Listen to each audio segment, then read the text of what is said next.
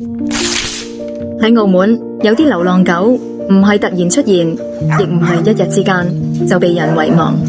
佢哋長年生活喺地盤、荒地同山邊，靠自己揾食，避開車輛，避開人群，亦避開一場又一場風雨。小黃就係其中一隻。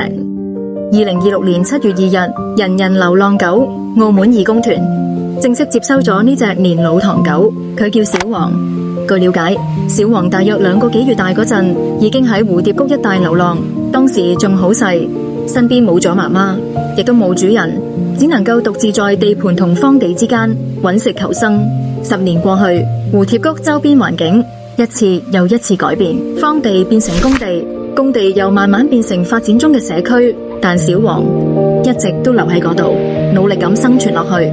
不過再頑強嘅生命都敵唔過歲月同病魔。接收之後嘅檢查發現，小黃患有心臟病、肺水腫、腹水、貧血以及寄生蟲感染等問題，身體狀況並唔理想。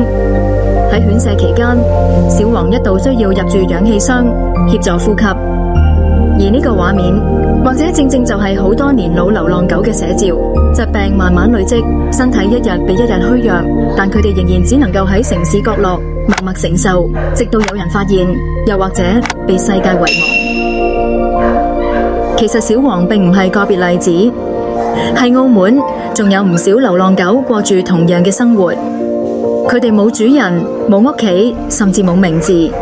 有啲幸運地捱過1年又1年，有啲就喺病痛、飢餓，又或者意外之中悄然離開。小黃嘅生命或者已經進入最後階段，本團能夠做嘅就係喺有限嘅時間裏面陪住佢，唔使再獨自捱風捱雨，唔使再為下一餐而擔心，亦唔使再一個面對病痛。即使時間可能已經唔多，至少而家佢有地方休息，有人照顧，有人陪伴。小黃嘅故事或者只係澳門地盤流浪狗嘅其中一個縮影，但至少喺生命最後呢段路，佢唔再係孤單一個。亦希望大家可以為小黃打氣，等呢隻努力活咗10年嘅老狗感受到多一點溫暖。